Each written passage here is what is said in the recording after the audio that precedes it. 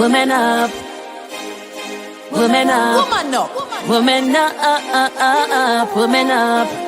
I miss a W to the O to the M-A-N. The woman up show fi empower women. A safe space to learn and to dream big. Fi know your word and remind you is a big thing. On News Talk 93 FM is a Sheba. Cornwall, the energy queen. Creating a community for all the queens. We fix up your crown when it start to lean. We fix up your crown when it start to lean. We fix up your crown when it start to lean. Creating a community for all the queens. We fix up your crown when it start to lean. Let's women up, women up, the woman up show for you.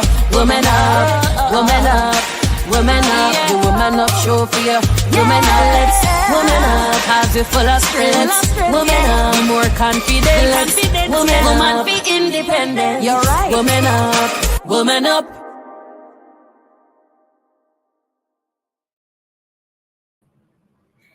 Good afternoon, everybody. Hi. You know, so we stop on High Energy Vibe Radio. Welcome back to Girl Builds That Brand. It's the second week of this, and I say we because I'm speaking for my entire team. We are excited. Last week was a showstopper, and this week is nothing short of amazing. Last week we touched on defining your personal brand, and also building your personal brand strategy. And Michelle and Letman, as well as Monique McIntosh, held it down. They gave us a whole foundation so we can be great. So say, but that's what take my time. I know something I move fast and the energy just will. So big up everybody if you're returning. Hi. If you're new, welcome.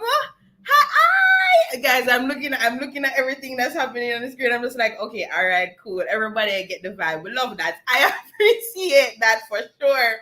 So, I mean, just to break it down, Woman Up is, we're your sisters. That's what it is. It is a womanhood, it is a sisterhood, it is just a community helping young women to navigate life. And just understanding that, listen, there's so many aspects to what a woman constitutes to be. I mean, what a woman ought to do. There's some things that we were never taught growing up. And while I myself, as well as our founder Aishiba and the other team members, we realize that, listen, some gaps we need to fill. So while we are learning, we are taking others on the journey to learn about themselves, learn about the little cracks, the little nooks, little cranny, so that we can continue to get up, rise up, have the foundation to continue to be great and pull others up as we go up the ladder of success. Yeah? So Mama just, ease back a little bit and tell us, listen, a big things are happening. You think that last week did nice, this week a pure niceness to come. So this week, we will be talking about leveraging social media for personal branding, as well as digital visual content creation. So our first speaker for this week's session is none other than Dania Beckford. And let's just give you a little rundown of who Dania is, and she will definitely let you know everything that she has to do. A woman that wears many, many, many hats. She is a brand communicator who has been in the media and communication industry for over 16 years. So she's an expert. We don't have to question it. She is an expert. And she is the managing director of the Broad Axe Communications, which is a boutique communications solution hub that specializes in crisis communication, personal and corporate branding. She's also the founder and managing director of Broad Tail Designs, a fashion label for full-figured women, and a director in the Yard Mass Carnival Band. In 2022, she authored her own stack of affirmation cards, the Being Broad Tail affirmation cards for women, just to further expand ways in which women can remain confident daily. So of course, she is an advocate for the woman. She tell us that I didn't know what she do. She's a whole expert. She comes straight out of Karima because she, intelligent. She has her master's degree in integrated marketing communication. So big up all the Karima paper them. Big up, big up, big up. And of course, she has a bachelor's of arts degree in media and communication, specializing in public relations. Ladies, one of you gentlemen, if you are in here, help me to welcome. So the museum must loud up a chat now, put in a nice little thing so she can see, because she can't see them, Ladies, gents, help me to welcome our first speaker of the afternoon, and none other than Miss Dania Bedford. Hi everyone, how are you? Ooh, I'm good. How are you? Me make sure some me talk first in the chat, because I want you guys to be talking to me throughout this presentation. It's a very interactive presentation. Thank you so much for my introduction. Introduction longer than my presentation though. I'm just thank you so much. All right. So I want to just jump right into it in terms of I really appreciate the fact that you've said that what we are is we're sisters here. It's Woman Up, it's empowering women, and that's a very important part of my personal brand. I know my very good friend Michelle Lettman was on the show last week, and she would have given you all the tips you needed about personal branding. But I wanted to do a little bit of recap, because before we get to being online, we have to have some very interesting and important elements about personal branding. If it is that you don't know who you are, if it is that you don't know what you want to communicate, if you have no clear targets, then you will not know what success looks like online. And knowing what success looks like online is important in leveraging your brand, right? So let's just go back a little bit. So I have a couple of C's, right? I switch them up. So I don't want to say 5 or I don't want to say 4, because sometimes I use different ones. So first of all, you definitely need, so very important to have clarity of what your brand is. What is it that I want to communicate? Who I am? Who am I? Is it that I'm the person that is for women empowerment? Is it that I'm the person who is gimmicky? I bring joy to people every day, and that's what I want to show on my social media pages. Is it that I'm a communicator and I want to bring new and innovative ways for people to communicate? What is it that you're communicating? So the clarity is so important. And then you have to be really consistent, because today you can't be talking about woman empowerment, for example, and then tomorrow you're posting something that shows women tearing down women, and it's coming from you as a curated or created post. You have to be consistent in what it is that you're communicating. And this doesn't mean that you can't deviate from content from time to time. But what I usually tell my clients, after you're very clear about what you're doing, the consistency is choosing at least 3 topics that you're always talking about. So it don't matter what type of content, whether it's created, curated, or something that you're reposting, it filters into what it is, the 3 big topics that you're always talking about. So I like to use myself as an example when I'm giving my presentations. And so the 3 things that I'm always talking about, as our host, she so aptly says, that I am an expert in 3 areas. I'm a communicator. I love carnival, so I'm a part of a carnival band. I'm a director in Yardmass Carnival, and also my brand, Broadtail Designs, which is at the core of my passion, is about confidence, right? So everything that I post comes back to communication, carnival, and confidence. And I weave it into all of the things. So I'm always consistent. So you need to choose your 3 big things before we get to even putting that content on social media. And then now the big C, which is actually the content. So when it is that you're clear on what you're communicating and you think about how to be consistent with these 3 big topics, I mean, you may choose 4, you may be choosing 2, or you may be choosing 1, but as I used myself and as an example, I chose 3.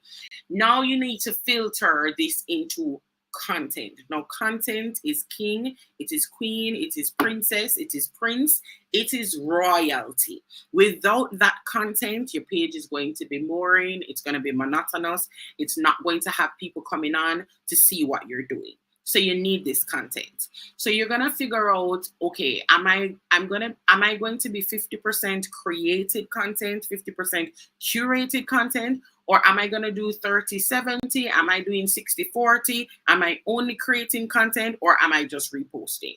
All of those things come into filtering what type of content that you want. And then another thing that you can do as it relates to garnering the content for your social media pages is that you can figure out, okay, what days am I posting what? So is it that I'm doing a week of, I'm creating my own content and I'm filtering it? Am I doing a week of curating other people's content that I'm reposting? So you need to figure out those things. So for me, one of the things that I particularly do on a Wednesday, I don't announce it as my Women's Wednesday. I really don't. But on my page on a Wednesday, I usually show or highlight things that other women are doing. So if other women are getting awards, if another woman in the world, and it doesn't have to be Jamaica alone, it doesn't have to be a woman that I know, it can be a woman that I admire, I see online doing something. For instance, when that young Black woman won the tennis match the other day, I found that was great. And so I posted that. When a former boss of mine, she was getting an award on Thursday, on Wednesday, I posted that. A client that I had was getting an award and I posted that. So my Wednesdays, I try to curate content from other women to show the people on my page that I'm fully always supporting women, and to also just show some love on a Wednesday, you know.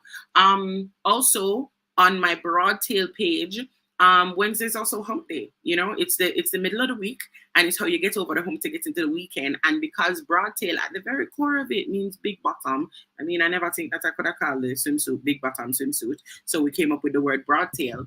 But because it's hump day, we try to do things about hump, your bottom or your rear, on that day. So you need to figure out the type of content that you're going to be curating or creating to put on your social media pages. So we have been through 3 C's. We got to clarity, we got to consistency, and we got to content. Now, how do we make that connection? Because we could have been postings from now till a morning. If nobody not interested in the content, then you have made no connection. You will get very little engagement. And because of that, all of the work that you'll be doing will be going to naught. So how do you make that connection? You remember the beginning, the C, where we went with clarity? With clarity, you have to know who your target audience is. Is my target audience children between 5 to 7? Is it teenagers? Is it women between 18 to 35? Is it a certain type of woman who has a certain type of money to buy a certain type of thing? Is it professionals that want this new information? Is it people who know nothing about social media that I'm teaching something? Is it people who I want to make happy, so I'm making gimmicky content? Is it people who are into animation? Who is it that you want to be looking at this content? And then when you figure that out and you have created and curated content for this target audience, you're going to join some networks on social media that have these people in it, so that through those networks, you're able to like other people's posts, add other people, follow them, be fans of them, and ultimately that will give you a network where your content will be engaging. However, another thing that you also need to do is test it. Test the content. Sometimes you can put up quick polls to see how engaging people are with the things that you are doing. Also, one of the things that I find that we don't like to do is that we don't like to become fans of other people. And when I say fans, I don't necessarily mean social media fans. I mean, we don't read enough, we don't research enough, we don't look at like-minded people who are doing the same things or similar things to what we may be doing and learn from them. I don't know if we feel like if we do that, we're a copycat, or if we feel like we're not authentic, if we take that type of route. But knowing what the people who are successful in the thing that you're trying to get into have done to be successful is a good gateway, along with your own uniqueness, your own innovation, to say, okay, so these people did X, Y, and Z. It was successful in the 90s. That we're in the 2000s, well, we're way past the 2000s. What is it that I can add to what they have done? They have the formula. What do I put to this formula so that I'm able to be better at it? Research the people them, know what them I do, see how they connected, know your target audience, see what they now like, and see how you can make that content engaging. Also, video. Video is at the head of the game. Sometimes, yes, they say that a photo is 1,000 words, and I completely agree. I particularly love to take photos, which is why Instagram is my favorite social media platform, because it's all about the wonderful, pretty pictures. But let me tell you something about video.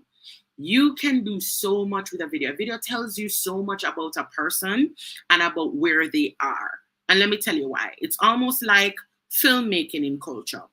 When you make a music, when you make a song, for instance, and persons hear that song without visuals at all, they can like the beat, they can like the melody, they can like the voice.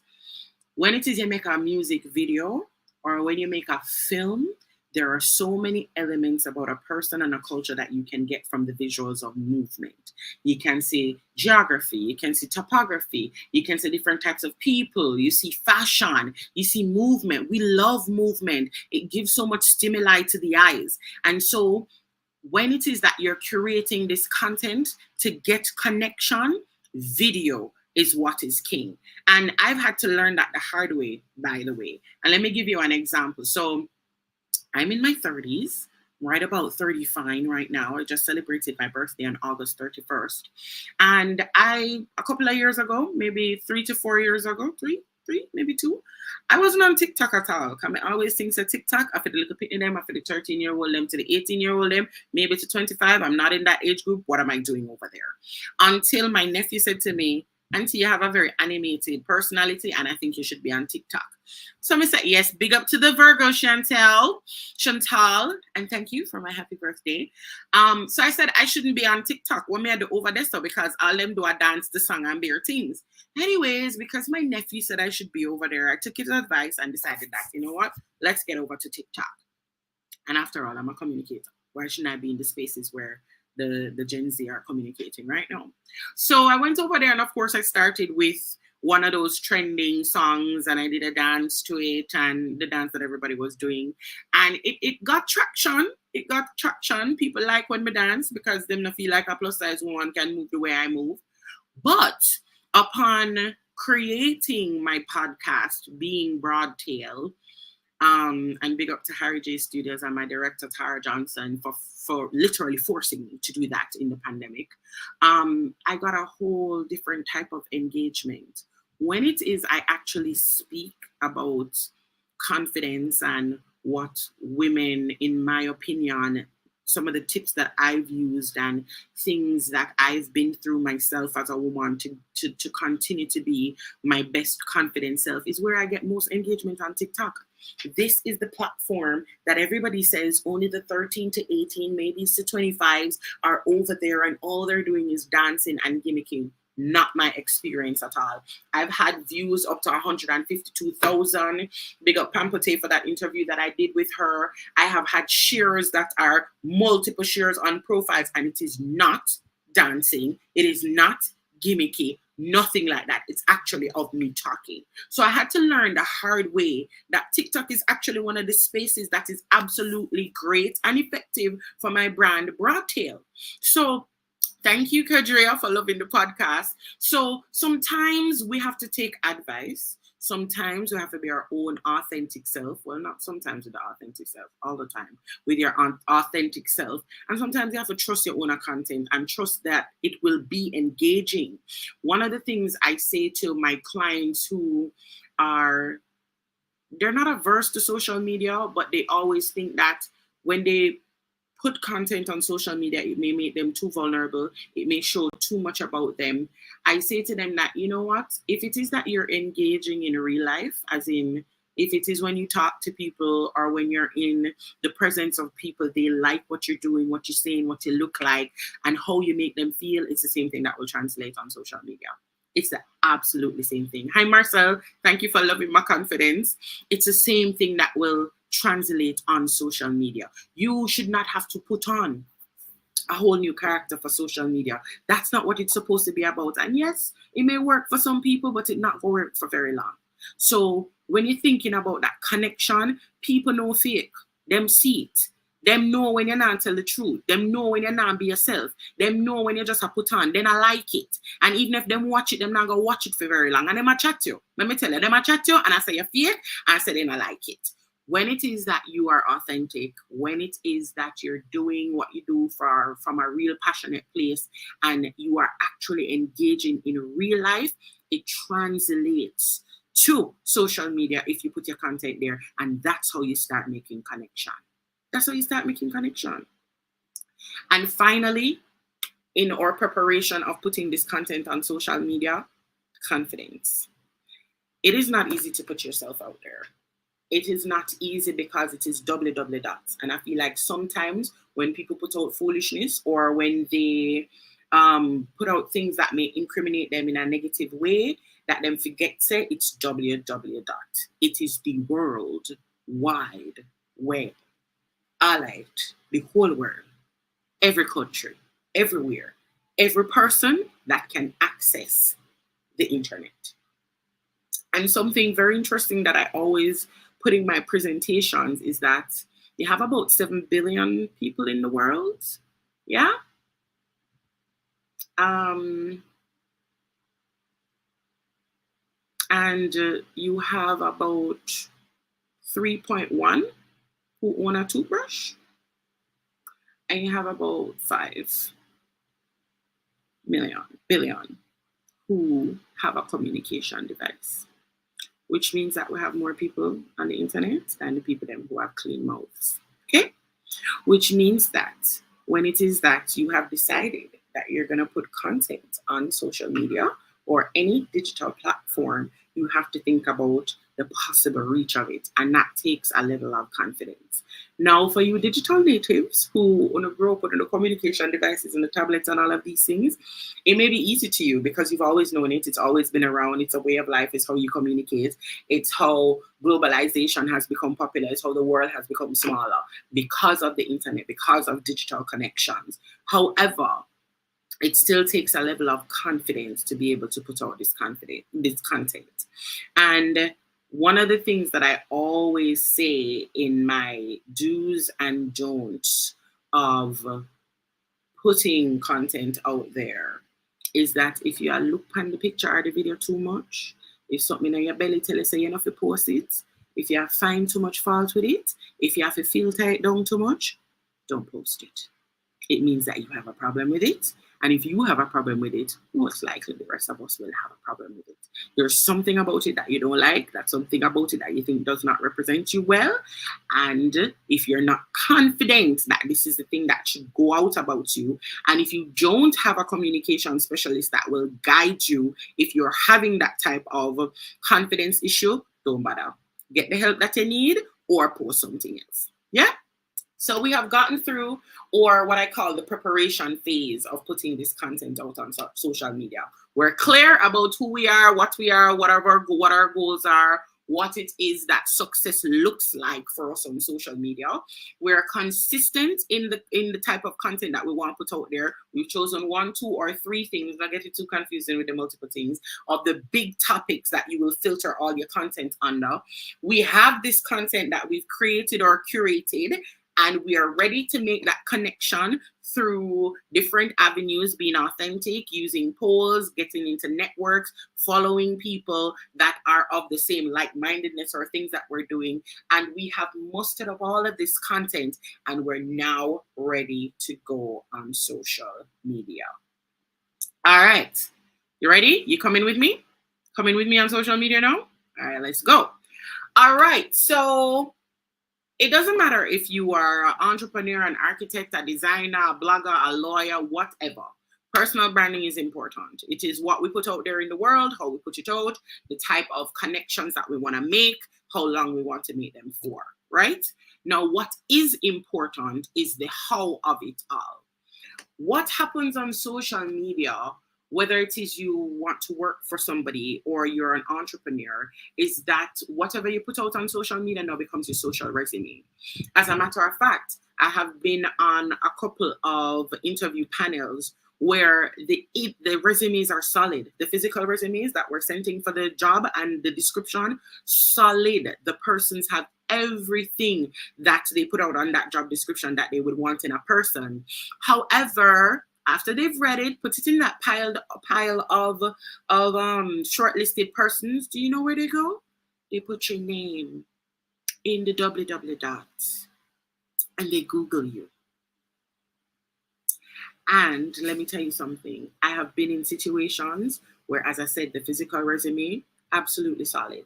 When they typed in that person's name into the www dot and they Googled them, they did not like what came up on social media. They did not like what came up on their LinkedIn, whether it is that the LinkedIn did not give enough information, did not substantiate some of the information that was on the resume, whether on social media it didn't seem like the person was the best fit for their company based on what it is that they're wearing or what they were doing. And that shortlisted resume just popped right back out in the general pool and that person did not get an interview. Your social resume, because we live in a digital world, because what is in that digital space is so important, is much more than what you put in at a resume. Because you create your own resume and you put the things them there, you make yourself look good, but sometimes we're not doing the same for social media. We are not putting the same effort. We're not putting the same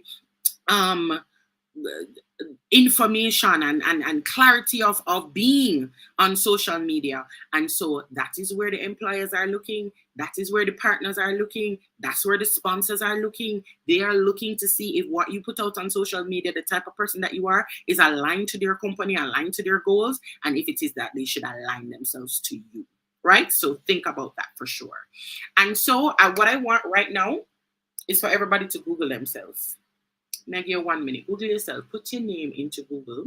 You absolutely do not have to tell me what comes up, but put your name into Google and see if what comes up first or the first 5 things that come up, if that is what you want to be there.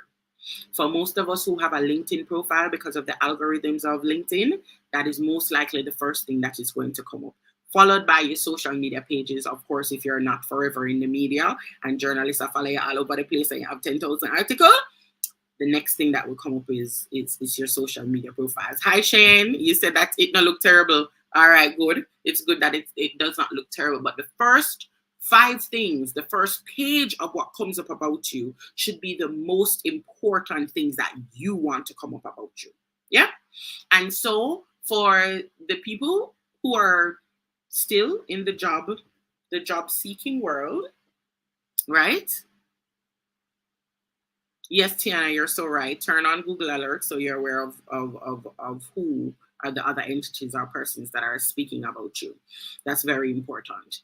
Now, for the people who are in the job seeking world, and it's fine, not everybody can be an entrepreneur. Entrepreneurs need somebody to hire. And some of us like safe. Some of us like safe money. As a matter of fact, even if you're an entrepreneur, you like safe money, which is why we have retainer clients.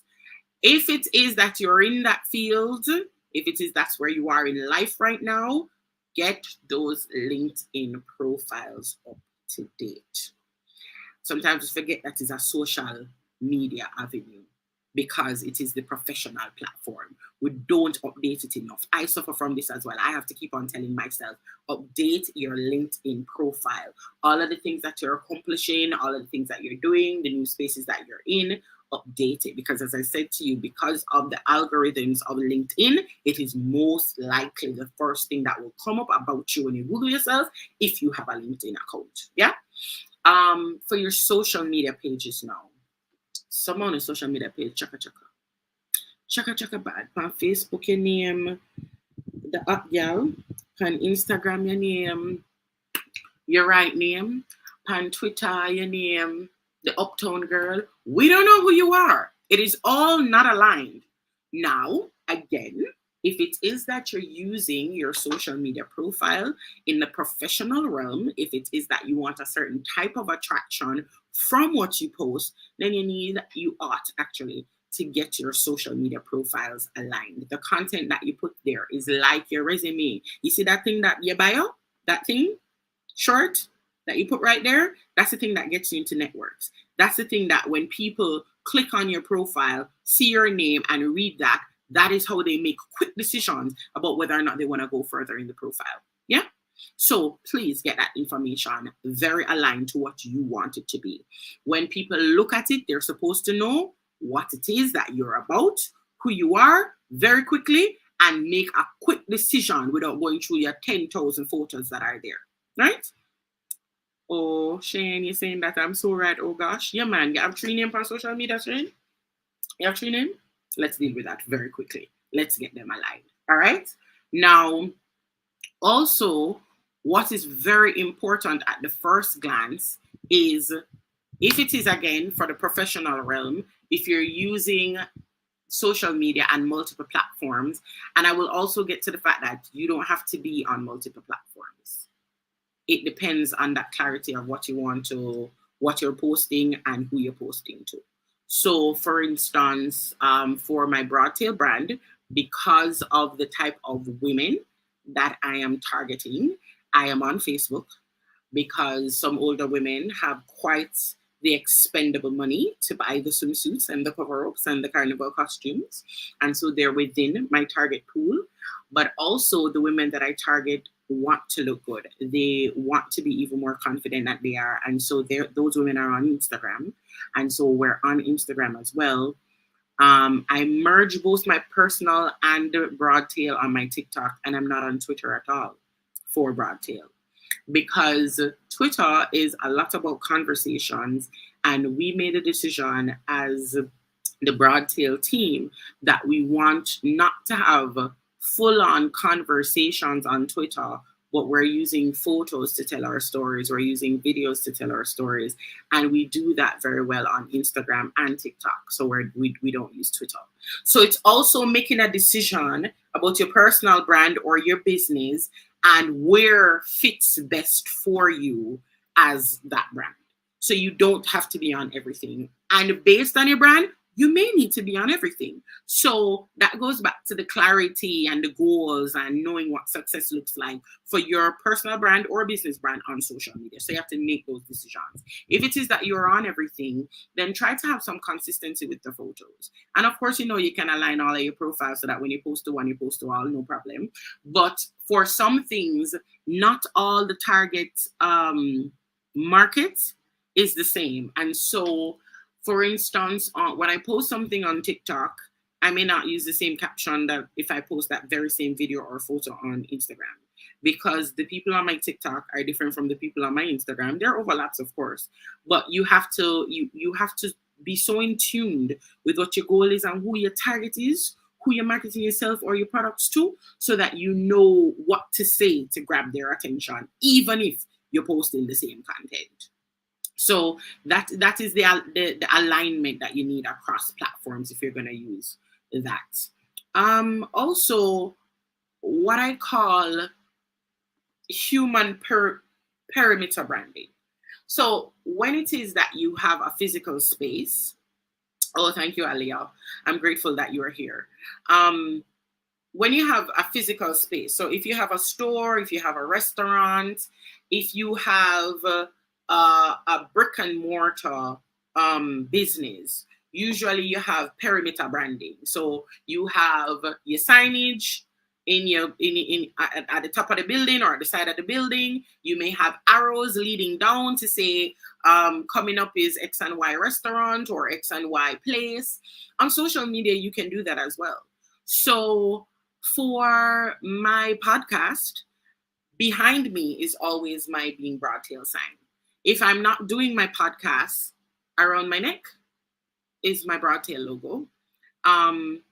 If it is that you have other things that represent your brand or something that is unique to you, like my very good friend Carla Moore, every time she starts her post on social media, doesn't matter which platform, she says, Hi everybody, my name is Carla Moore and from More Talk JA. She says the name of her business, and let her tell you something. She always use that line because you know, so when you see Carla come on, she gonna tell you something very honest, very authentic. She gonna drip you up, she gonna dry you up. That's a part of her brand.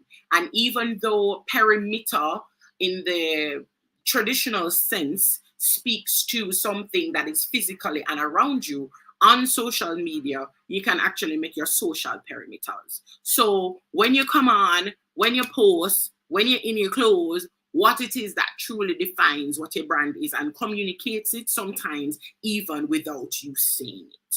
So think about things like that when it is that you're leveraging your brand on social media. Authenticity. I want to get back to it with the actual posting. Honesty and talking about things that really matter to you, even if you think it does not matter to a lot of people, is very important. And I'm going to share something with you that I have not shared yet with a lot of people in my upcoming podcast, because we're about to film for all the people who like Being Broadtail and the conversations we have there. I'm planning to bring it up because it has been something that has emerged over the past 4 years. So I'm a mother of a 4-year-old son who is absolutely amazing, but he's also on the autism spectrum. And throughout that period of time, I've had a lot of difficulties because I have not found a lot of places here in Jamaica, a lot of experts here in Jamaica that are able to deal with some of the things that autism parents deal with every day. And I have said to my son's father, because clearly we share this child and we make decisions together in co-parenting, is it okay with you for me to talk about our son's autism in my upcoming season of Being Broadtail? Because it's something that matters to me. And even if it's just one other parent that has a child who is on the spectrum, the things that we face as parents of autistic children are very different from the things that parents of neurotypical children face. And we may not have a large community in Jamaica, but I would like to talk about it because it's something that is happening to me. It's on some days, honestly, it's very challenging. And on other days, it's absolutely beautiful. And even in thinking about that, I've met so many other parents who are going through the things that I'm going through and have said that, oh, we don't talk about it enough. And aside from autism, even the things that women go through, since I've gotten to the higher end of the 30s, I am around more women who are in their 40s that I'm trying to learn from, and even in their 50s. And one of the things that I find so fascinating that women don't talk about is menopause. We don't talk about it none at all. We don't know what we just hear say at a certain age or period going to stop, and we just don't know all the other things that happens. And in talking to these women and finding out about those things, I'm like, well, we don't talk about these things enough, and there is a whole target audience out there who may be feeling the same thing. You know what I mean? So when you use your social media pages for the topics that are important to you, whether from a business perspective, or your personal branding, you build communities. That's how the engagement starts. And best believe that the things that you may think that nobody else is going through, or it's only me, it's not only you. It's 7 billion of us in the world. It can't be only you. No matter how unique you are, it is not only you. And so because of that, if you're authentic about that type of content, you will build that connection. You will build that engagement that you want. And it won't happen overnight. This whole thing of virality, I feel like when things go viral, some people feel like, say, it never did plan. Some of the viral things them was very planned. Right? Some things, like for instance, a couple of years ago, when you had the Super Bowl and the electricity went at the Super Bowl, and then Oreo had that fabulous ad. Quickly, their creative director did an ad and posted it and said that you can still dunk your Oreo in the dark, the whole dunking of the Oreo in milk. Now that went viral, and it was a spur of the moment of something happening. But usually, that whole virality thing is also planned. And so Don't think that everything that you put out, just because it doesn't have 1,000 or upwards of 500 or whatever success looks like for you on a post, that it is not actually engaging. No, there are some businesses, and I was talking about this to my business partner just 2 days ago, or maybe a day ago, that there are some businesses that don't have a lot of followers, don't have a lot of likes, but because of the content that they're posting, and because they do sponsored posts about the things that they are doing, they may not get a lot of likes on the post or may not have a lot of followers, but their business is doing absolutely good, because for who they're targeting, know about them, know that they have these things and these services, these products and these services, and it is doing well for them, right? So don't always watch the likes, don't always watch the followers, watch the engagement and how that translates into sales if it is that you want to be profitable from your personal or business branding. Now, I want you to ask me questions, and I know that I'm almost at the top of my time, and so I want to finish off with some don'ts. Nobody likes people who are perpetually antagonistic. There are some people who are on social media who they only create content of being upset. Like every day they'll just have vent about something. Every day they might talk about them what this baby father. Every day they might talk about, oh, me go up on the slavery now when the people them work. Did the people them call you out of your bed and say, apply for my job? I don't think they did. I'm not sure, but I don't think they did. So maybe you don't want to call the people who you're paying slavery. If you feel like it's slavery, maybe you should stop going there. Just a note, maybe. People, though they may be going through the same types of stresses that you are going through, hope is always a thing that human beings hold on to. So even if you bring into the fore challenges that are happening in your own life, in the country, in your business, in other people's business, hope is something that will always get you connection on social media. Also, being overly religious, unless you're a pastor, and by overly religious, I mean dogmatic. There are lots of people in the world doing a lot of things, worshiping in different ways. And if you continue to bash people in the way that they do things without understanding the core of what they're doing, that type of content won't get you the positive engagement that you like. Also, if you're not a politician, if your name not up on a ballot box, why you cuss other people about how they vote or their political ideas? In this country, we get demonized if it is that you're in certain jobs and one party gets out of power and another one gets into power. We need to change that. However, if it is you get up every day a cuss about green or orange or every other color, and as I said, you're not a politician and you're not on a ballot box, we don't want to see it. We don't want to hear it. It's not something that we really want to be around. So kind of know and not kind of be very aware actually of the types of content that will turn people off from your page, even if half the time you're doing great things. These small things of how you communicate or other things that may be put on your page can really turn people away from your page and reduce your engagement.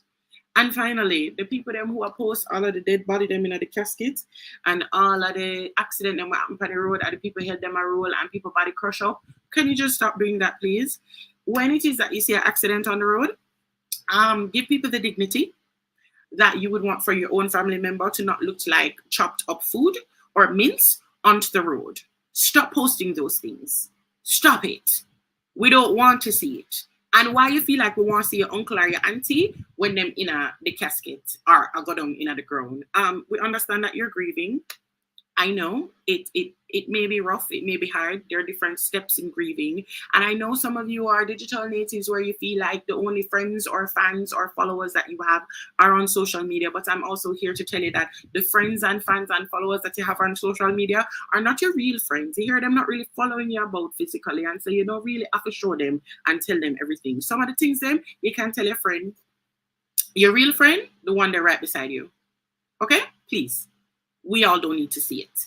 And that's one of the things that I want to close off the conversation about in terms of sometimes we have resided in this digital and social space so much that we don't remember that there's actually a physical space.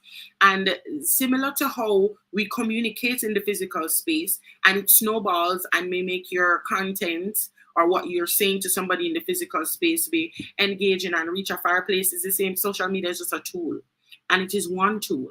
And in the world of communication, we like integrated mechanisms. And so if it is not working for you on social media, you may need to try a different avenue. Not all things will work on social media, because in the realm of communication, it is one tool.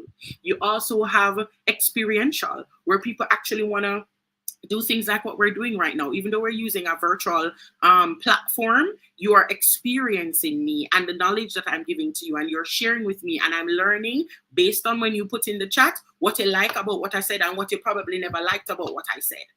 That's a different type of communication. It's experiential.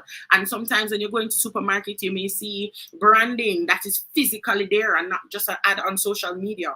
Don't always think that you need to only be in one place, because just similar to how social media was created a couple of, well, it's not really a couple of years ago, it's quite a while, in the last 25 to 30 years, and has become an avenue of choice. Before that, there were avenues of choice. There was traditional media. And to come, there may be something else that some genius pops up with. So don't get stuck into one realm of communicating your personal brand.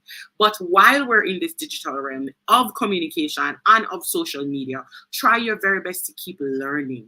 One of the best ads that I've seen actually about digital media is that things have changed so quickly. We used to all about the Facebook. Then we were all about Instagram. Then we're all about TikTok now, and possible Twitter that has now become X and maybe will soon become extinct. But things change very quickly on social media, and you have to be nimble with that content as well and that engagement, and keep on board with it. So I'm going to end here. I don't want to talk by myself. I want you to ask me questions through the chat, or if the host wants to take some questions for me. Hopefully you've gained some good insights and will use them. Tiana says, how do you do that while maintaining your mental health? Because people can be nasty and exploitative, speaking from experience. Mental health. Now, mental health is not something that we have paid a lot of attention to in Jamaica. However, no, because mental health is also a buzzword in the world. All of us are talking about it, which is a good thing. Some people have different ways of maintaining their mental health in the social media space. They may completely come off social media, which is not my preference, because my whole business thrives on social media. Or they may choose to reduce the platforms that they're on, or they may choose to unfollow, block people, similar to how you would do it in real life, where if you feel like a space is no longer serving you, you spend less time there, or you spend no time there. Maintaining mental health, though, and allowing social media to derail your mental health is of a bigger problem. It is actually not social media that is your problem. It is the time that you're giving to whatever platform you're on. And it filters into my conversation of, because social media has become so pervasive, and for some of us, we're digital natives, and so it has always been around. We think that, or we give it more priority than the physical engagements that we have with people. We don't do a lot more. We're always hooked up to the social media like it is IV in our veins. There are other things in the world to do. There are other things that you can actually take up as hobbies. One of the things for mental health is actually being in nature and doing other activities, exercising, socializing, picking up new talents and skills.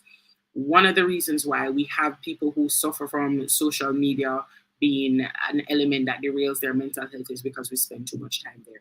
So just like everything else in life, if you clock out to your physical job if you're clocking at 9 and you leave at 5 o'clock, also give yourself those types of boundaries with social media. How many hours am I spending on social media? Is it for work? Am I obsessed with it? Am I building a personal brand that is profitable here? Is it that I'm spending all my time here and I'm not making no money from it?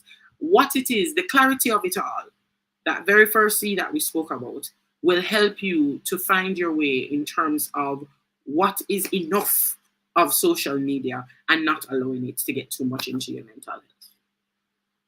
Any other questions? And I hope I answered that for you today.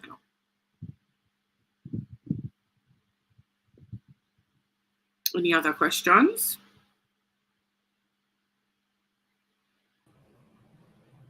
No? No questions? All right. Chantal. Okay. All right. Daniel Managa telling no lie. Ooh, we have one from Zara, Chantal. She says, if my social media is already. already casual for friends, should I make a new one for personal brand and have two? Is your personal brand a business? Like, are you going to be using your personal self to sell your business? I don't think you need to make, if not, I don't think you need to make another platform. I think you probably just need to revamp this platform where you know bring in professional things within it and maybe take out some of the casual things. So if it is a business, a proper business that you're going to be doing, yes, I think you need to have another page. If it is that you have just evolved, maybe when you started that platform, you were in high school or you were in university or college, or maybe you're there now and you want to transition in the work world, you have to just look at the content that you'll now be posting because you already have a captive audience there in terms of your friends. So in order to get more of the professional, if that's where you want to go with it, then you will reduce the casual content, put more professional content, or do 50-50 and figure out how you can level that out. But starting from scratch is always a little bit more difficult. So again, know what you want to do, what are the goals, what look like success for you in this revamping of how you want to have your social media profile looking. Carrie Ann says, how can we decide when to schedule postings? Well, actually, this comes with research. So there's a couple of guides that you can find online about scheduled posts, as in if you figure out what it is your content is like and who your target audience is, there are a couple of guides that you can get online to say, okay, on a Sunday between X and Y, you have more persons between this age group or persons who like this or that who will be looking at that. However, it's also a touch and go. So for me, I have learned that even with those guides, they are guides. And so we live in Jamaica, which our time and our space is a little different too. So if it is that you want your content to be more popular here in Jamaica, you also need to do a touch and go. You have to feel at things in order to learn. So I have also learned a couple of things. When I post my professional content before 8 o'clock on a weekday, I get a lot of engagement from it. Also, when I post on stories in the night, so from about 10 o'clock to about 12 o'clock, when I post my semi-professional content. So when I say semi-professional, I may be at an event, but I'm wearing something of my brand, then I will get more out of stories than a feed post. So you kind of have to post too and make some mistakes and watch your own likes and shares and see what happens with your own engagement to get to your sweet spot. So in short, I'm recommending to go online, look for guides as it relates to posting times and schedules, and also try and see for your own self what make more sense to you when you post, what type of content, what type of day, what time of day, and what day. Any other questions? Tiana, I also want to know if there's any advice specifically for passion projects. Example, you talking about your son. I tried to advocate for people with my chronic illness and it ended up being so harmful to me mentally, so I had to stop. People are being so awful about it. Okay, maybe you and I need to speak about this separately, because then I would want to know what was the chronic illness and how is it that you were putting out this content, so that we can kind of dissect it to see, did we make some mistakes? Was it not done well? What are some of the things that people were saying? How did you respond to that? Because that's another thing. Usually when there are negative comments about a post, or if we've shared something, especially if it is close to us, because the content is so close to us and it's happening to us, there are a lot of emotion in it. And if somebody says something negative or you didn't get the type of traction that you want from it, you either retreat or you curse. Those are the two things that happens with human beings when that type of thing happens. And so, or you turn off comments or something like that. And so I would want to talk to you more about how you actually dealt with that and how you posted. and we kind of go through and see if we can get some solutions where that is concerned. But you will always, generally speaking, now this is for everybody as it relates to content that you put out about yourself. After you're confident enough to put out this content about yourself, especially if it's something that is close to you, don't always feel like everybody will empathize with you. They won't. There are some people who just are not aligned with what you're aligned with.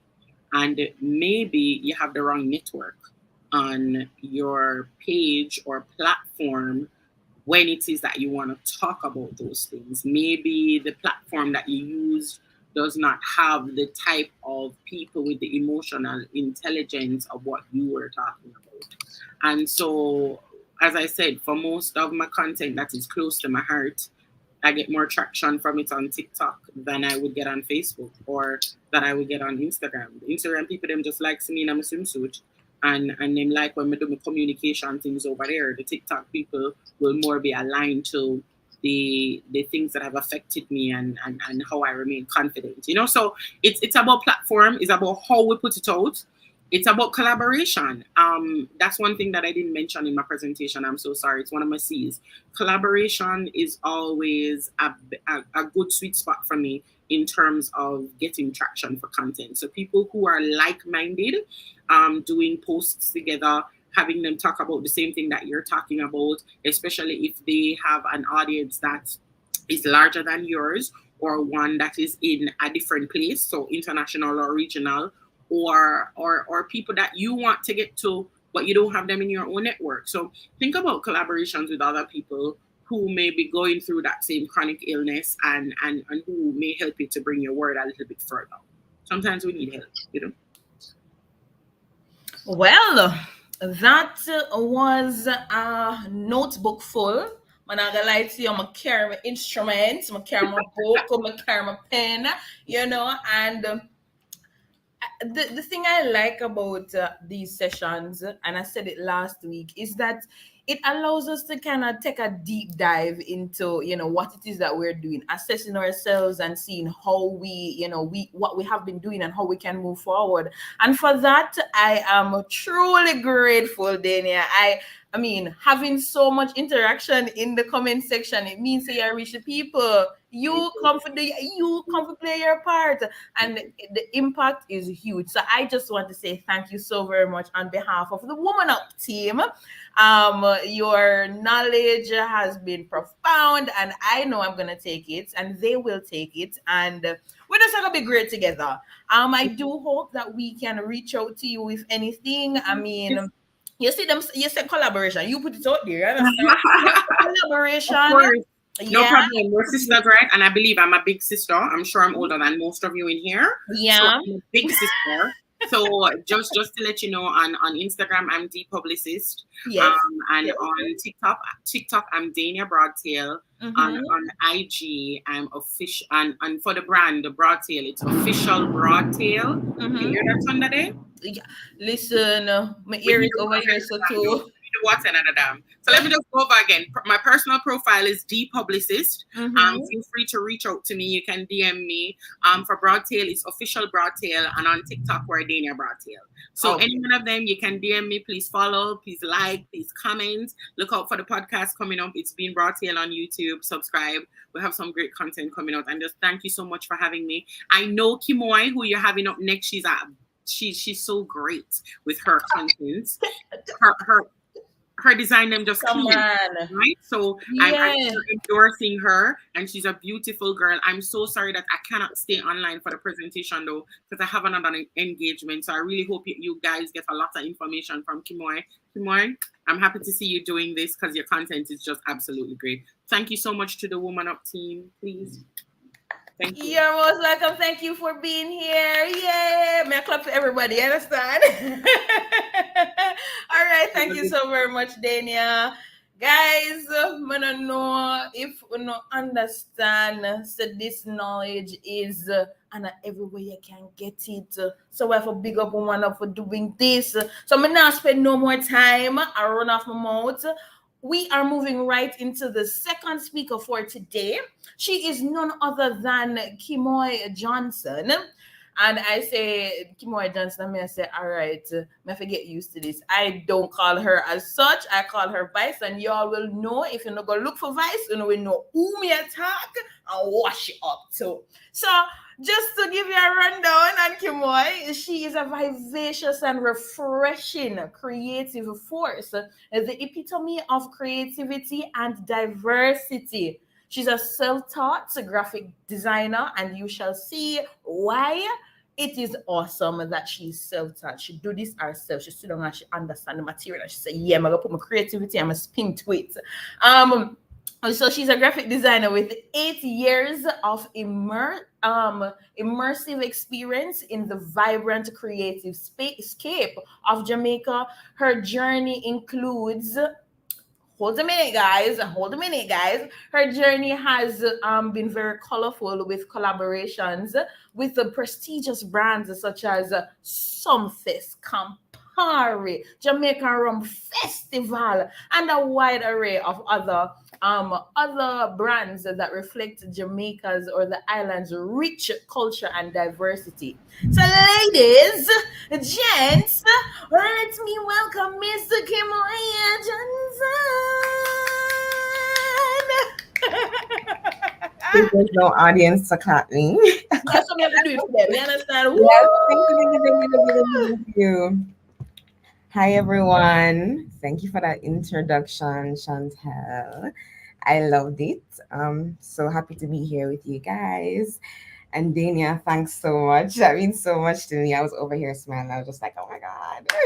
Thank you so much. I caught the last part of your presentation and it was so good. Now I feel bad that I didn't watch the whole thing because I was preparing for my presentation also. But it was good. Thank you. So let's proceed. I don't think I have to introduce myself further. I think Chantal did a very good job. So let's just proceed. Let's get into it. This is definitely a conversation.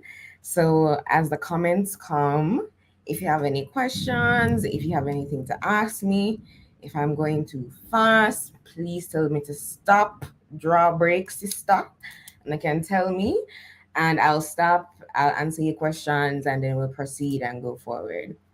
So let's go. So let's make magic. My name is Vice, as you guys know. I'm vivacious, imaginative, creative, and eclectic. I love the word eclectic because my thing is I love a lot of things. Like I'll be a graphic designer, and you see me as a graphic designer, but I'm actually many more things. I'm a fashionista, I'm a painter, I'm a creative, I do a little production, I do a little photography. I like a lot of things. I have a lot of interest. I listen to a lot of different types of music. I'm into sports. I'm into social media. I'm into the arts like dancing and singing. You name it, I'm there. I'm just one of those people that like to try new things, try to get involved, try to expand my atmosphere. That's just who I am as a person. Well, let's get into digital visual content creation. I don't know if you guys follow me on Instagram, but we'll get into that later. To follow along with the presentation, by the way, I'd love if you guys could scan this QR code and then it will take you to the presentation link that you can either download or follow along with. So if you have any issues getting onto that platform, let me know. Because what it will do, it will take you to a link and then you can download or follow the entire presentation that is to come. So if everybody's good to go, can I get some thumbs up in the comments? I usually love an interactive audience, because I love asking questions. I love talking to people, but you guys seem super active before. So let's go. Okay, so this is some of my work. Hold on. Ooh. Guys, I think this is the wrong presentation. Ooh. I think you guys have the right one, but I don't have the right one. Just give me a second. Give one quick second.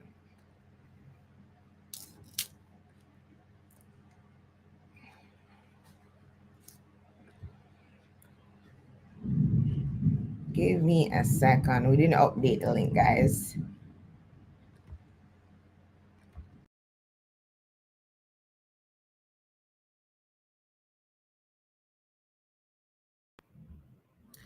All right, guys. In the meantime, in between time, let's just take a moment. Let's take a moment to appreciate what is about to come. Oh wow! Dana say, yeah, man. Dana say, yeah, I love this. I mean, wow, love it. Yeah, hey, one thing we don't know, we don't love everything we're going in. Oh, you guys have the presentation. That is why I'm not behave like this. Come here, things I mean, you know, love. Yes, I mean, you have seen the work, and this is the young lady. Sakimoy, yeah, ready. Again. All right, guys, let's go. So, Chantel had mentioned some of my work on Sumfest. So, this is some of the visual details. I included it in the presentation so you guys can definitely have a closer look. This was from 2022. So, this was last year. This is one of my more popular projects. So, I decided to add it in so you guys can have a look also. If you want to check out more of my projects, by the way, you can check any of my social media platforms, and it's in the link in my bio on literally all of them. So yeah, so you can see additional work in tandem to these ones. So this was the coverage of the actual event that was Sumfest, where it was artist performance and it was a grid presentation. A lot of us know what a grid is on Instagram, and this was my presentation. I loved it very much.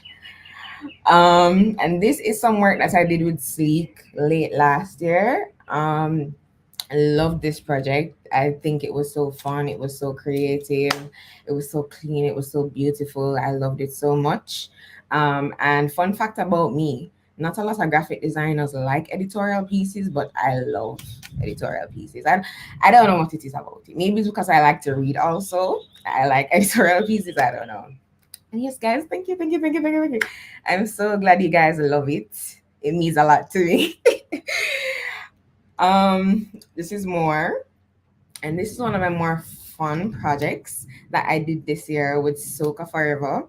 I don't typically do a lot of parties, but this project and this brand is typically one of those more fun, let me do what I want to do, let me have fun with it kind of brands, let me experiment. And me and the creative director, who basically helped me with the creative direction, who's Marjo, we did this amazing work where we basically told this amazing story of this powder and fete party that's happening in Fort Clarence Beach, Portmore. So yeah, let's move right into it. I'm sure Dana already told you guys how important it is to be on social media and what your digital presence is like. So as I go through the slides, you guys can follow with me also. I will be reading and expounding where I need to expound. If you have any questions, as I said, please go ahead and ask them. If I'm going too fast, tell me to slow down. If I stutter or lapse, it was just a little rap. You know, I was just rapping a little song. So let's just laugh and move on. So in today's digital world, establishing a strong visual identity online is a fundamental aspect of successful branding. Companies and individuals can use this identity to convey their message, values, personality to their target audience. I highlighted message, values, and personality because those are a lot of things we will be getting into as we go along. So, what is visual identity? Visual identity encompasses the visual elements that make up a brand's appearance. It's a combination of design choices that work together to form a cohesive and recognizable representation of a brand. Guys, do not get intimidated by all of this design jargon. I'm going to connect it back 100% because a lot of my social media style and social media strategy is basically applied knowledge from graphics. And that's what a lot of people can do to build brands. And that's what you do to build successful and beautiful brands, you know? I'm sure Dana spoke a lot about how a brand feels, how a brand is perceived, the type of messaging that you're sending. I'll talk about visual, how it looks and how it impacts user experience and your consumer and your audience and even you. So this typically includes the logo, color palette, typography, and imagery. The logo, which is the cornerstone of the visual identity, serving as a visual shorthand for the brand. The color palette defines the mood and emotions associated with the brand, and typography provides a consistent and recognizable font size. Imagery, including photography and graphics, contribute to the overall visual language of the brand. I chose this particular example because I think this is a very good example of how colors, visuals, and just overall imagery can change communication. Because if you look really closely, the name of this brand is You're Worst. You're the worst. If you saw a brand that say you're the worst, why would you want to try it? If you hear you're the worst right off the bat, you wouldn't think of a wow, colorful brand, food. How is that food? You know? But what this brand did was through their imagery and their use of color and their use of fonts, what they did is they directed the messaging. So they sent a message through the visuals. Because I'm sure if you just saw You're the Worst and that's the name of a brand, you'd be just like, what? Why the brand name You're the Worst? And what is that even about, you know? So yeah, I thought this was a really good example of that. So key elements are logo, color palette, typography, and imagery. You guys can definitely go ahead and read through these. I've already, let me know if you want me to go through them. But yeah, so logo is the face of the brand. Colors evoke emotions and association. Fonts have personalities and imagery. The graphics you use will convey the type of message and feeling you're trying to go for. Aesthetics and perception. So, with all of those things that we just spoke about, a lot of brands build out their visuals, not only on social media. I also added some actual tangible items that people will build out just to show you how colors, logo, text is translated on a brand. Additionally, I added my Instagram grid also. You can look at it and let me know if you see any identifiable items like the colors, any type, any, what was the other one? Yeah, the color palette, imagery. And you can just let me know what kind of aesthetics and perception you're getting from that, you know? Aesthetics play a significant role in how people perceive your brand. A visually pleasing and cohesive identity is more likely to capture your audience's attention and create a positive first impression. When your visuals align with your brand's values and target audience, they can establish a deeper connection and invoke the desired emotional response. So, right off the bat, when you open my Instagram, this is what you'll see, right? Right off the bat, you can get that I'm like a fashion girl. I like to travel. I like to have drinks. I love food.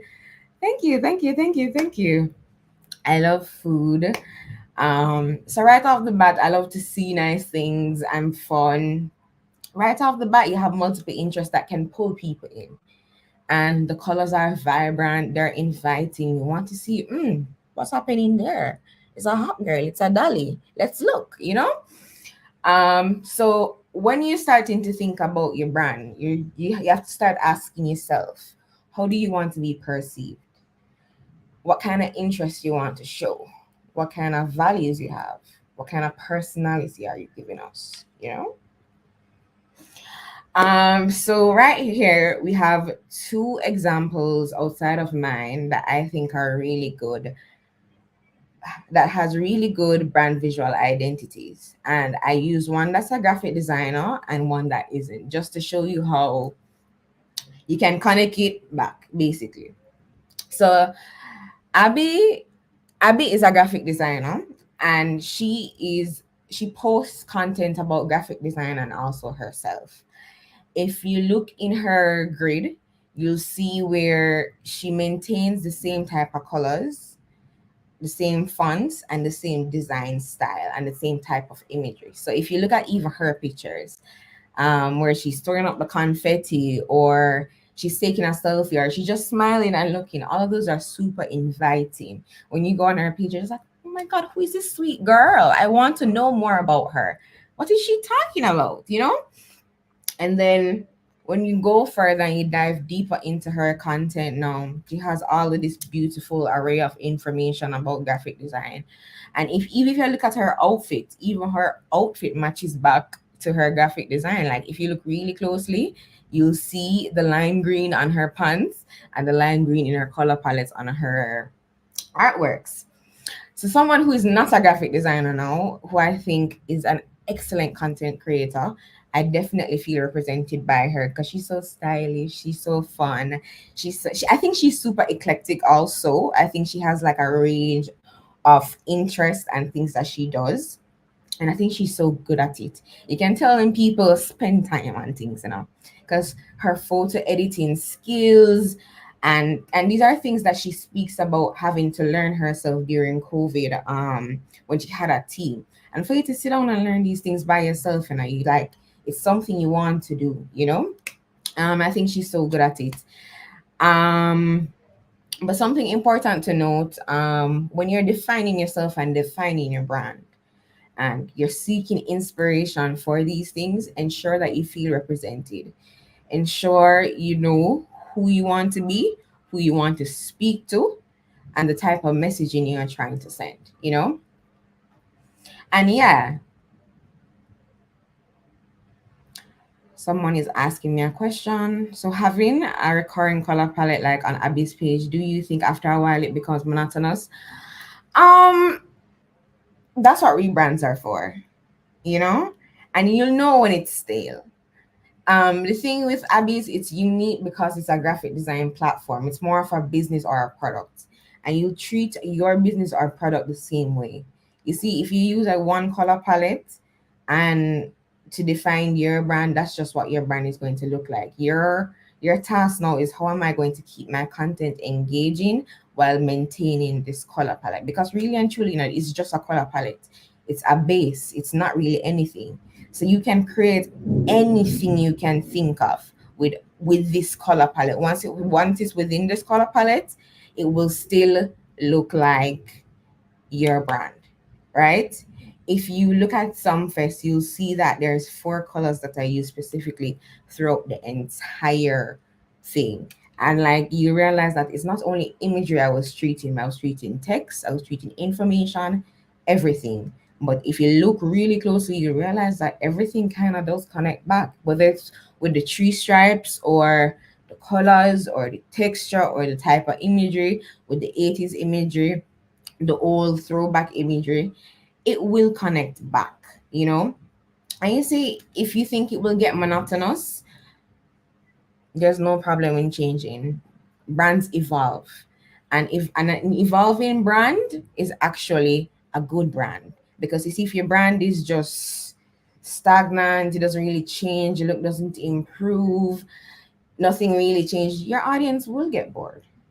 So it is now up to you to create that engaging content and use these things that you have to your best advantage, right? So the thing with Christina is all of her content, I'm not saying it sort of looks the same, but all of it ties back. Whether she ties it back in with her earthy tones or her outfits, the colors that she wear, the type of things she does, just her photos, her photo style, her filters.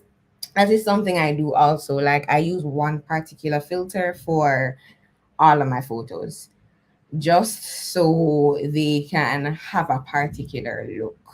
Because as I said, all this is really about aesthetics. Some of it, you want to communicate something, so you want to enhance the aesthetics. So, and also something that I do also is I wear a lot of the same colors, and it just sort of comes back together. Sometimes I'm not even sure how I do it, because if you look at the grid closely, my Instagram grid closely, you really realize that the colors really combine. But those are typically the colors that I'm drawn to and the colors I feel more comfortable wearing and just manifesting in. And I'm guessing it's the same with these people. These colors resonate with them, you know, because if you go through my entire presentation also, you realize I use a lot of bright colors, a lot of orange, a lot of purple.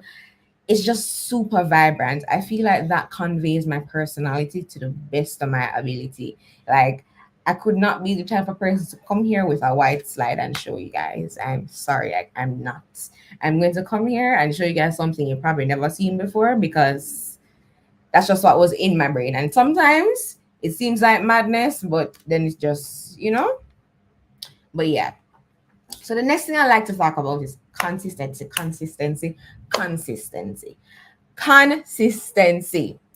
And so when you finish with that consistency, you have to be a little bit more consistent, right? Right? And so when that consistent done, you better find some more, sister. Like when you're sad, when you're happy, when you don't feel like it, when you don't want to show up, you have to be consistent. And this is not only for your online presence, but also in your life, because it will translate in whatever you're trying to sell or produce, right?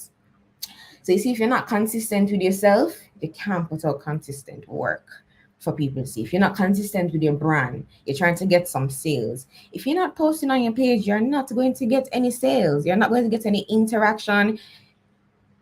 You're not going to get anywhere. You have to stay consistent. And like I'm telling you, see, even when you don't feel like it, it is worth it to show up. Like, just look, remember, it is worth it to show up. Your future self will thank you. And this will definitely translate in your social media presence in your everyday life, you know? So consistency is key in building a recognizable brand. Whether it is your website, social media profiles, or marketing materials, a consistent visual identity ensures that your audience immediately recognizes your brand, even when encountered across various platforms. Something I'd like to point out is if you go on every single one of my platforms, my face, I have the same display picture on every single one of them. Every single one. It's a headshot. So everywhere you go, my name is OH_VICE and that particular headshot. And whenever I'm changing my AVI, I change out every single one of them, because what you want is you're trying to create a system. How I do it, I try to create a system. So anywhere you see my content, you can definitely associate it with me. By the way, if you have not figured out as yet, I try to be the face of my brand. I heard Dania talking about that, and she made an excellent point. However, I am the face of my brand, and this typically applies more to influencers and not so much people selling products or services. Products, my bad. But showing up and people recognizing who you are and knowing who you are, like, it helps. It creates community. They feel connected to you. They want to know who you are. Like, especially if they constantly see you pop up. Also, even in my graphic design choices, like, I will be doing like 3 completely different activations. Like, I'll be doing, like, earlier in the year, I did a presentation for I Create at AC Hotel, and then I had a little birthday shindig, and I did graphics to both of them, right? And I don't know if you guys follow me long enough, but like, my thing is I maintain one graphic. If I have a look and feel for my brand, which is this black with these vibrant color gradients, these circles that just encompass everything. It's super, it pulls you in. It's really there. And you see, what I do by maintaining all of these things is it becomes recognizable. Now, every time you see this circle, you will think about me, you know? Or every time you see this color combination, like, it's the constant reinforcement is what will pull people in, you know? Thank you. So consistency fosters trust, professionalism, while inconsistency can lead to confusion and a weakness in brand image. I think what I do with creating these graphics in such a way it reinforces that this is a brand, and I'm not freestyling my career where we have 10 different tones, you know. And as the face of my brand, it can get difficult sometimes having so many interests and clearly directing my messaging, because I have so many interests, things can get lost in translation, you know, or it just depends on who I'm targeting when. But yes, consistency with posting, consistency with how you look, consistency with how you create, consistency with how you show up for yourself. Additionally, something I'd like to go back to, especially when we were talking about aesthetics and perception, something that I should have mentioned from the get-go when you're talking about perception is actually, we'll get further into it when I ask you who you are, you know? So some tools, I added some graphic design tools for the graphic design people that are here. I will never leave you guys out. I added them in here, and if you want any additional ones, I have them, and I have resources that you guys can refer back to get additional information about graphic design and all things graphic design and just general graphic design. So if you want those things, 100% let me know. They are there. They're on Twitter. You can literally just go on my page and there's links for everything. So some tools are the Adobe Suite. I should have added Lightroom in here since we're talking about content creation. I should have added Lightroom, Premiere Pro, also DaVinci. That's a video editing software. It's more of one of those more complex video editing softwares though. Like a small content creator would not use DaVinci. But if you fancy like that, if you want to be there, if you want to elevate your content, there are these different softwares that you can explore, and there's are just a few that you can explore to just enhance your content. However, for my girlies on their phones, let's talk about apps. So I use VSCO, Remy, Facetune, CapCut, Squirrel, and Adobe Express. Yeah, so VSCO is photo editing, Remy is photo editing, Facetune is photo editing, CapCut is video editing, Scroll is actually a very interesting app. I don't use it as often as I should because, you know, I'm a graphic designer. So if I want to make a little carousel, I'm going to go into Photoshop. But for people who have phones, Scroll is one of those apps that you can combine pictures and put them in a carousel. And when you swipe, and it's one continuous swipe on Instagram. And it's gorgeous. It tells a beautiful story. Adobe Express, also photo editing and also graphics related. And recently, actually, I heard that there is Canva for iPhones, and you can create graphics on there and edit on there and stuff on there. So you guys can definitely check those out for tools. So who am I? This is a very important question to ask yourself when you talk about digital visual creation, because you have to know who you are to know what kind of message that you want to send and how you want to look, you know?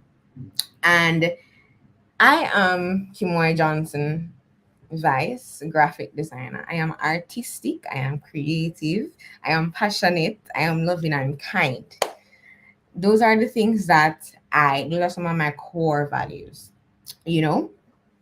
And those are some things that I want to portray to my audience. I want to show you guys how fun I am. I want to show you guys how much fun I'm having. I want you guys to come and have the fun, you know? I want to show you this thing that I thought was beautiful. I want to show you this meal I love, you know? I want to show you this place I went to. I want to show you this outfit I wore, you know?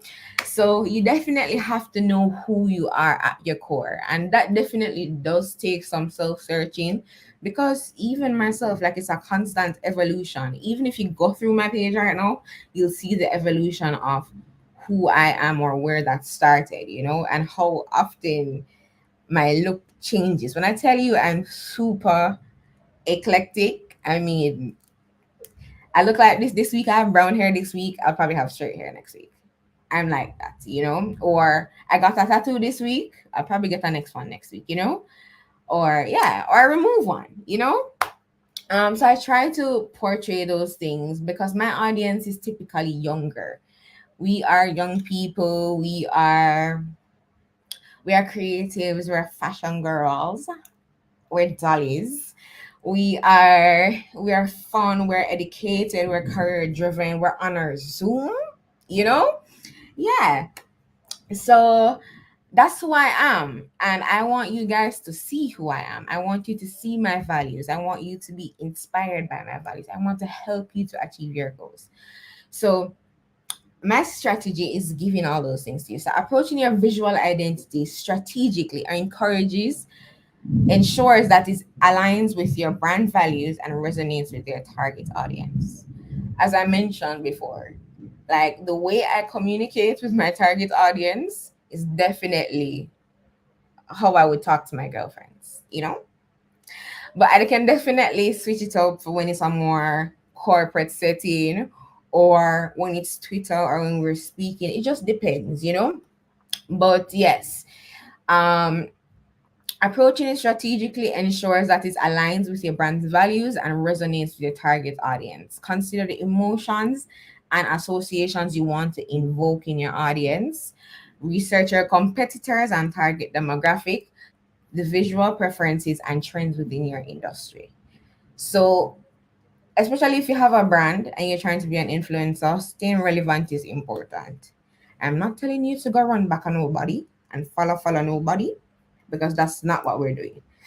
Um, because the thing with understanding your competitors is just basically seeing what's out there, because you can think you're the best thing the world has to offer, but there's something even better out there, and you wouldn't know that better is out there unless you saw it. So you definitely need to go out there, look and see what's out there, and see how that fits with you. How does that resonate with you? How does that align with your brand? How does that impact me, and how do I want to regurgitate that back to my audience? Because you still have to stay relevant. So you have to consider all of those things when you are creating your brand. And another huge aspect, I had to pull out storytelling, because I'm not gonna lie, that's what social media is. Social media is literally a story. It's a movie. It is what you make it. Especially with graphics, especially graphics. Just being creative in general. It is storytelling at its core. It is storytelling. And you see, once you can tell a good story, it sell off, right? And to tell a good story, you need good supporting images and visuals. Design visuals are powerful storytelling tools. They can convey your brand's history, mission, values in a way that resonates with your audience. So, this is super important, right? Myself as a professional, I have certain rules. I'm a fun girl.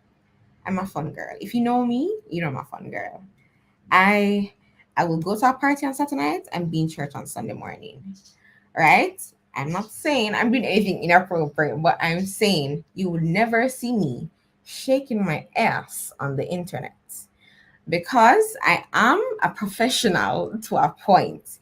Imagine one of my clients coming to me and saying, Vice, are you that are you that are you that go on stuff on the internet? You have to know what you're doing on the internet. So I would never post a bend over picture, or nothing is wrong with a bend over picture. If it's your personal profile, that's fine. But this is in the context of my personal brand, where I am the face of my brand. Right? So you have to know what it is that you want to communicate. Like, you will not see me with a cigarette or certain drinks or anything to my mouth on the internet, or behaving inappropriately, or being vulgar, or just being out of context or in turn, because I'm very mindful of those things. Because as much as we don't like it, people literally, whatever you give them to perceive you, that's the idea that you start to create in their heads. right? And people will treat you according to what they think about you. So, and something I wanted to really touch on in tandem with this is also the way you look, your appearance, your outward appearance, right? As girls, it is super important for us to put ourselves together every single day. You see, if when you don't feel like it, I'm telling you, comes back to consistency. You have to show up for yourself. And these things might not seem like a big deal to some people, but I'm telling you, see, when you look good, you feel good, you perform well, you know? And people treat you differently. I'm telling you, as much as we don't like that, people treat you based on how you look, how you portray yourself. They treat you based on what they think you will tolerate based on what you're presenting to them. So like visuals has so much to do with your everyday interactions. Like it's so much more than just selling something or putting something across, you know, like you have to know what it is that you're putting across and how you want people to respond to you and your product. So yeah, so by consistently using imagery that aligns with your brand's narrative, you reinforce your messages and create some memorable brand experiences. People who have been following me for years, I always get these messages and I'm just like, oh my God, don't make me cry. They'll be like, oh my God, I'm so proud of you. People knew me from when I was making YouTube banners in my college dorm, you know, or making college party flyers in my college dorm, or making logos for $2,000. People who know me from them time, they're saying, oh my God, Vice, I'm so proud of you and all you've accomplished, da, da, da, da, da. Because of what they see me post. They have gone through a lot of these emotions with me. They've gone through a lot of these milestones with me. And what those things create, they create some sort of rapport with your audience. It helps them to feel connected to you. It helps them to resonate to you. It helps them to, you know, engage with you. So what you do is you ensure that you're reinforcing the correct messaging. That's all I'm letting you know. You're communicating the right thing. So the question here is, who are you? Who do you want to be? Who do you want to be perceived as? How do you want to be seen? Who do you want to be? You know, these are so serious questions for you to ask yourself, because it's so important in how you will portray yourself to other people and social media. Because to be very honest, you know, this is not only about social media. Because what happens in your life translates into your brand visual identity. You see how you feel on the inside is how it translates on the outside. So a lot of this work, visuals especially, it starts on the inside. So you just have to do that work right there. So yeah, I know who you want to be and just get on it. And as I said, guys, the key is really hard work, dedication, and consistency. Like, I'm a soft girl. I love soft life. Like I don't love hard work, but I can do hard work and I will do the hard work, you know, because I realize that over time when you're consistent and you're dedicated and you're hard work, like enough time people ask me, Kimon, why you kill up yourself like that? Because I'm putting my best foot forward. I'm going to make you see my best foot from the get-go. Because that's something my father always said. It doesn't matter what you do in this life, make sure that you're the best of it. And when you're putting your best foot forward, make sure that it's a finished product. It's well, it's done, it's good.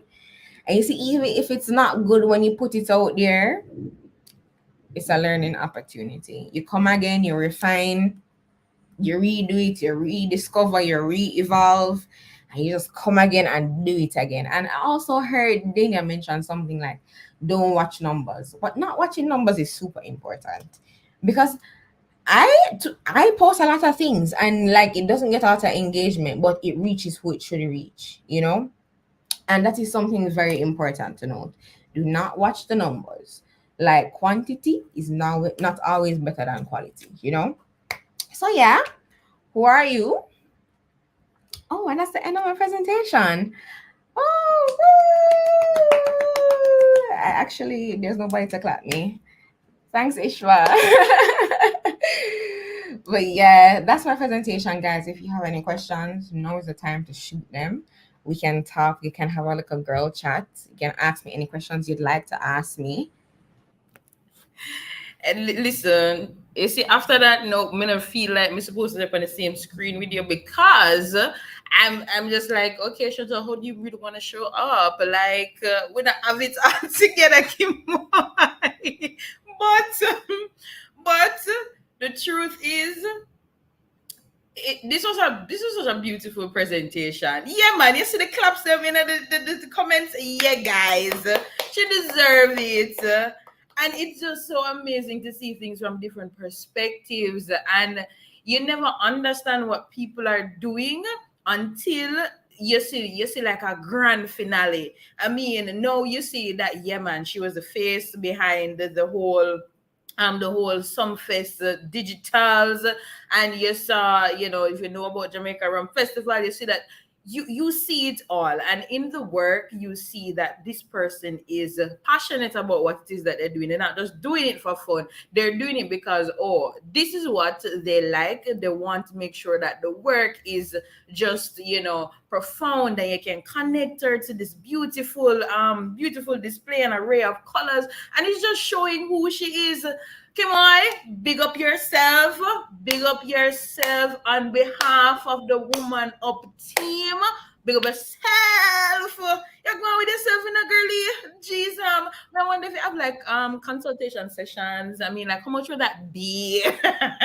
Can we reach out? Because I feel everything gonna just drip me up. Me, I said, me to get myself together, get the brand together. Yeah, go ahead. You cheap out a while ago. Okay, all right. So I mean, guys, one speaker down, two speaker down, and we have come to the end of the second week of Build That Girl brand, being Build That Brand Girl, and I am just overjoyed. I am excited every time. I have garnered so much knowledge from last week to this week. And what I can say throughout these two presentations are that three things come up that are, consistency is the plug. Consistency continues to, be a recurring theme, because really and truly, you just start something and you stop. But how will people understand that you are serious about it? How will people understand that you are serious about yourself? And then we have to make sure so we're clear on who we are. You see, this question, who are you or who am I, is something that comes across ever so often. So, I mean, if you don't figure out who you be, then nobody will take you serious. You put in the hard work, it's okay. People, as Vice said, people are gonna ask you, why you kill yourself. You know what is the end goal that you have for yourself. So it is very important to show up, and it's not just in one space. She show up everywhere. She consistent with her brand. And then they tell me, say, listen, you have to understand and have that confidence. Hey, I'm not gonna lie to you, I really and truly have to dig deep every time. I'm open. We can get it together.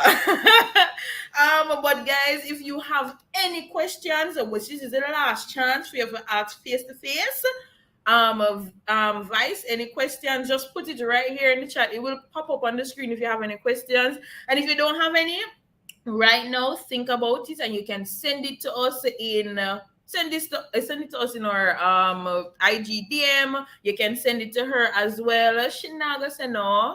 She will respond. That's right. So she will respond. Yeah. So I hope everybody took a chunk load of knowledge of what was presented here. These are not just words. These are not just people, putting two things together. Okay, wow.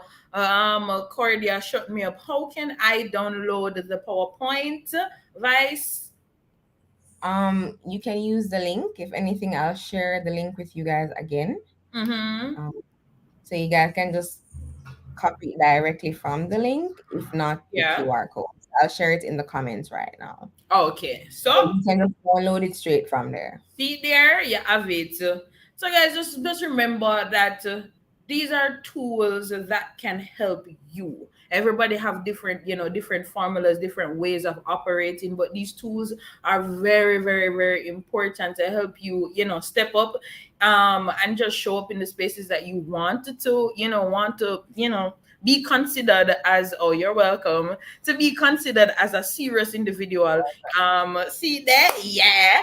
I will use myself as an example. I want to be taken seriously as an event host, but I do know that I have things that I have to work on. I do know that I have to show up in spaces looking the best so people can take me serious. I have a lot of energy. So do I curtail that energy just to fit this demand? Do I continue to do? So a lot of things that I have to work on. But at the end of the day, I want to book me for an event, yeah, man. Anything corporate, wedding, where you want me to do, I can't. I can do that. So I am putting myself out there once again. So if we, oh wow, quick question. What was your creative process? Oh wow, Kimoy. Creative process for this or creative process in general? I'm just assuming it's in general. Carrie Ann, you can specify, but whichever way you want to take advice, you can start answering. Okay, well, when we're talking about graphic design, I do have a system. So I research, I meet the requirements, the elements needed for graphic design. I know what the function needs to be. I know what the elements need to be. I have a whole presentation on graphic design, and you guys can definitely check it out. But I have a process. I do a lot of research. I do a lot of reading.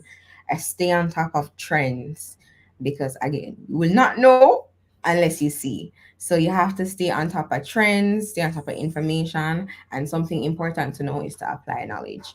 So application of knowledge is what I use to create my Instagram and visual creative identity. So a lot of what you see, is that. So I apply the same colors, sequences, patterns, and what that does is when you follow these rules of design, you will end up with something beautiful because it is the rules of design. So like when I do these color combinations and these sequences, so like when I say sequences, I mean like if I'm going on an experience, I'm showing you my outfits, I'm showing you how I felt in the moment, and I'm showing you probably what I experienced, if it's food or it's a place. So when I'm posting on Instagram and I go ahead, I'm saying, okay, I'm posting a 3-post grid right now. So one is going to show you what I wore, one is going to show you what I did, and one is going to show you how I felt. And what that does is when you consistently do that, what it does, it creates a pattern to go up. And it's not only just on my Instagram, I mean in my own designing and graphic designing. You realize when you use consistent colors, consistent energy, consistent imagery, it all just ties back together. And you're saying, oh, that just look good so. Oh, that look good together so. It's because of those consistent elements. Yeah. I hope that answered your question. I really, really hope that did. Which device would you recommend for someone who wants to start learning graphic design? Laptop. Use what you have once it can download Photoshop. So once it can run Photoshop or any graphic software, I'm not telling you to go and go download Photoshop, but it's something you do have to pay for. If you're starting out and you don't want to pay for anything and you want to start on like a Canva or another free service, if you want your computer can run it, definitely go ahead. I started designing on an HP. At the time, the HP could barely run Photoshop. Open to file and it thought crash. And then I upgraded to a MacBook Pro. Yeah, I'm not really tech savvy. You would think, but I'm not really tech savvy. But currently I am using a 2023 MacBook Pro M2 chip. If you can do that, do that. It's really nice. Do I do mentorship? Not currently. I do not have the time. And I know it's something you can make time for, but I don't think that's where I'm at currently in my life. In terms of mentorship, I love teaching. I love telling the girls what they can do to move from point A to point B. But like I prefer to do it in sessions like these that become conversations where it's a lot of us. So we can do it one or two persons as opposed to one-on-one, because when it's one-on-one, then it becomes intensive. But yeah, I definitely take a lot of these speaking engagements now because I realize that people do like come back people.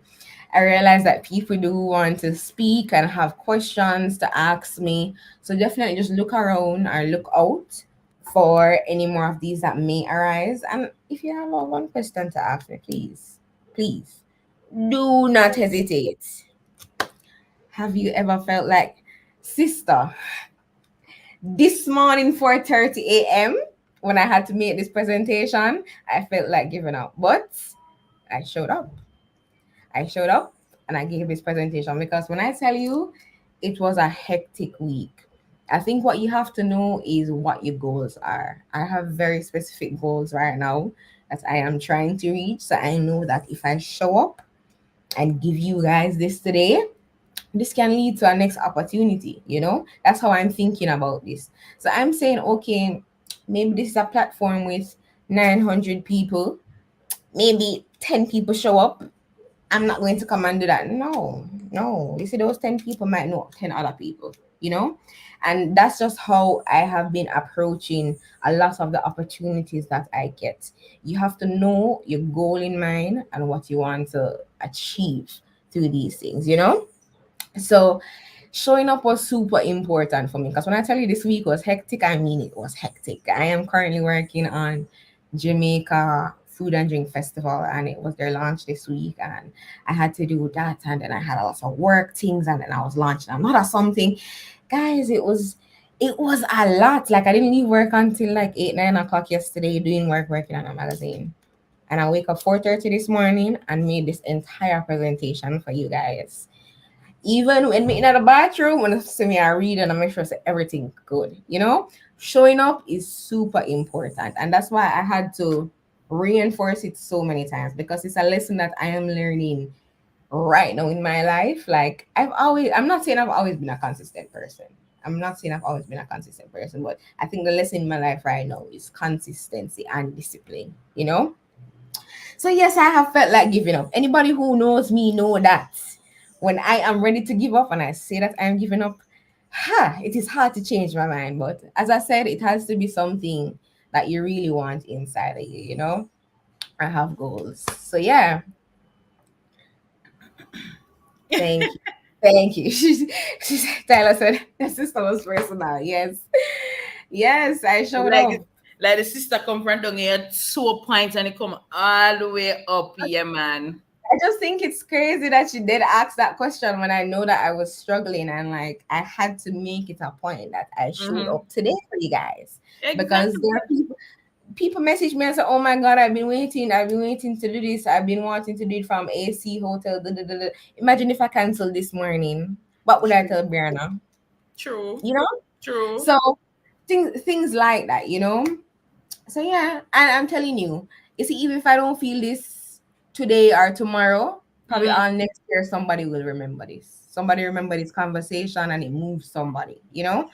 So you see, even if the Bible says 1 or 2 agree. Anyways, let's love that. Show it up. Yeah. And then just to add to what you said, a lot of the times we tend to, we shy away from something or we choose not to do something. But a lot of the times what we are doing, it helps somebody else. So sometimes it's not just for us, it's for somebody else. Really and truly, it is for somebody else. Yes, there was a disconnection. Yeah. That's Brianna. Yes, Brianna here. Big up Brianna. Hey, Brianna. Yeah. Hi. Hey. So thank you again, Vice. Big up yourself. We know where to find Vice. Yes. OH_VICE. Yeah, man. There you go. So at this moment in time, I'm just gonna allow each individual or those who want to plug themselves. So what happened this week that you are very proud of? What milestone did you accomplish? You overcome some hurdle? what happened this week, guys? Is there anything that you want to plug? Let's just shout it out right now. Vice, I heard your proud plug. How you get over, get over everything, food and drink. But the launch, big up yourself. I saw that was pretty cool. Thank you. So yeah, that is one proud plug. Anybody else, put your proud plug in the comment section, guys. Come on, let's go. My proud plug. I finished the week of work, and I'm grateful. It was a hectic week. And I'm here. Yeah, sometimes you see people just moving. You have no idea what's going on in the back end. You don't know what was happening, but they're showing here and they're showing up. Wow. Aishiba said I updated my resume last night and realized I'm killing this marketing game, bro. Yeah. Yeah. Ashitaka, please ensure that you update your LinkedIn. LinkedIn is where I'm going to find you for true. So all the talk you put on a nice like a paper and so. Yeah, your social media digital footprint is very important. First international gig next week. But yeah, girl, we love that for you. Well, congratulations. Brenna said I made some progress with my script for my final project. Yeah, girl. Final year students. I understand. Yeah, every dig deep. You have this. At the end of the time, you are gonna be so happy. Hard work never goes unnoticed. I finished my 5-page report. Hey, we're not going to serve this week. I can't stop talk. I recently started a wax and shop business. Yeah, got my first 2 clients this week. Please let us know what the business is so we can, get in touch with you and recommend it to other people. I launched a newsletter for Amplified Studio on LinkedIn with my company yesterday, and we already have 50 subscribers. Go read it for yes, guys. Yeah, hear that? Big up yourself, Tiana. Big up Amplified Studio. Yeah, girl. Henry, I cannot pronounce the first name, but I do know who you are. Please, guys, ensure that you follow her business 5-page and a boy a big people thing 5-page Brenna 5-page a big people thing that I don't know if me can do 1, but you did 5. Big up yourself. So ladies, since a ladies alone, I push through right here. So congratulations to you all. I mean, the first week was awesome. This week, the levels go up, and the next week, I'm sure that it's gonna be so. It's just a chef kiss we're have. So just remember that all the tools, all of the knowledge that you have garnered from these sessions, it is to improve yourself, big up your, improve your personal brand, improve your professional development, and just show up in spaces. Never forget that hard work brings true joy. Your fruit of your labor is going to be very sweet once you know you did the work. And listen, I must say that I have to big up Aishiba. Aishiba Cornwall is the founder and the captain of the ship for Woman Up, and she has been doing. I don't know if I can say DAME. I don't know if I can say that, but DAMN. She has been doing that, not just with Woman Up, but with the work and just, building herself and putting herself into spaces. She's the brainchild of it all. And I am just here putting a proud plug out there to you, Aishiba. Big up yourself always. Thank you so very much for always believing in me and putting me out there also. The closer to week 2 was amazing. My name is Chantal Bryan. I did get so nervous in the first part. I'm not even say Chantal Bryan, but it was on the screen. So my name is Chantal Bryan, and I can be found on social media, Chantal Bryan, and that's where you can find me.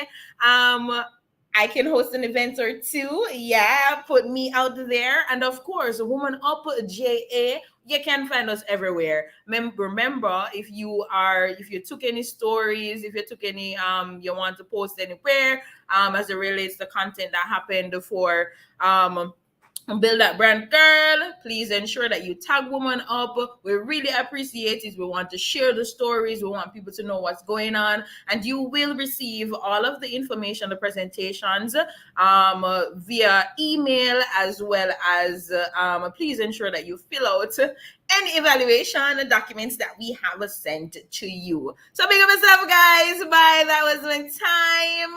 Have a wonderful, wonderful, wonderful Saturday and weekend. Big up on yourself. Bye, guys. See you next week. Okay.